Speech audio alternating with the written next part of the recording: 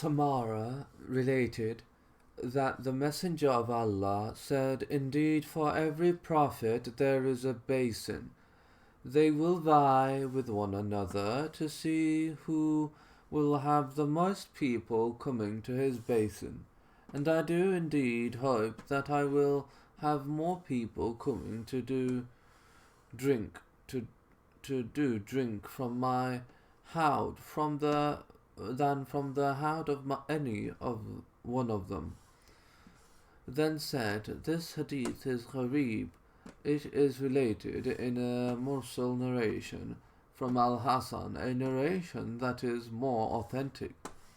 Al-Hasan, the Messenger of Allah, said, "When you lose me, when I die, know that I will then be your Farad, predecessor, the one who will precede you to the Houd basin.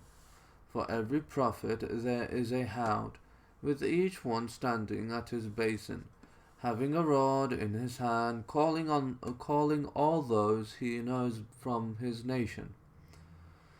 Lo, they will indeed vie with one another to see who among them has the most followers, and by the one who has my soul in his hand, I indeed hope to have the most followers among them."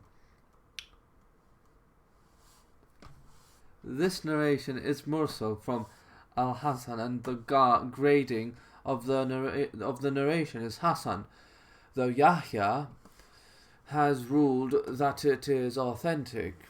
Our Shaykh al-Mizzi ruled that it is authentic from these chains. The Houd that people will come to is before the extended Sirat. Whatever conveys a different understanding is either weak, rejected, or subject to interpretation. A questioner might ask, will the Houd basin come before passing on the Sirat or after it? The apparent meaning of the preceding narrations indicates that it will come before the Sirat, because people who are described as having continued to turn back on their heels after the Prophet's death are driven away from the Houd. If those people are in fact disbelievers, then we must keep in mind that the disbeliever does not get across the Sirat path over the hellfire. Rather, he will be turned over onto his face in the hellfire before he gets across the Sirat. He does not cross the Sirat to safety. If they are sinners from the Muslims, then it is unlikely that they will be kept from the Houd, especially considering that upon them are marks of the ablution. The Prophet said, "I will know you, for you will be ghur, whiteness in the forehead. The faces of the believers will shine on the day of resurrection, muhajjalun. The places they wash in their wudu ablution will shine from the effects of al-wudu, the ablution. Furthermore, those who cross the Sirat path over the hellfire are only the saved Muslims, and such people will not be prevented from the Houd. So it seems correct, and Allah knows best, that the Houd comes before the Sirat.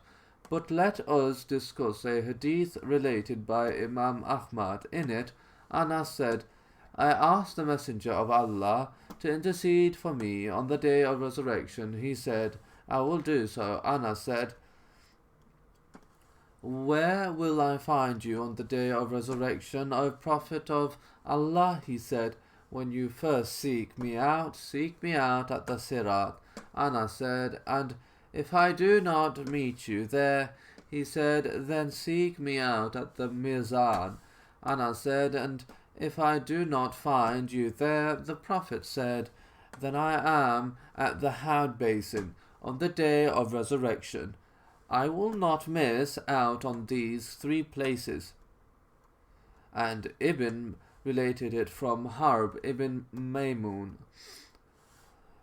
One of the narrators of Muslim Ali ruled that he is trustworthy.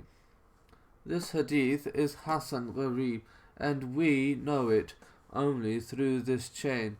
The point here is that the apparent wording of this hadith indicates that the Hawd comes after the Sirat path over the hellfire, and after the Mizan as well, yet I know of no scholar who holds that view. Perhaps there is a second Hawd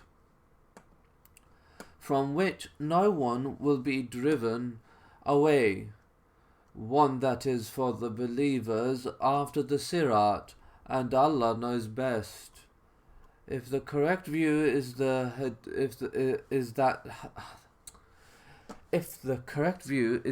the Hawd basin comes before the Sirat, then do the occurrences related to the Hawd basin come before the placing of the Kursi footstool for judgment to be passed, or after that? Both answers are possible, and I see nothing that is conclusive in the matter. Allah knows which of the two occurs first.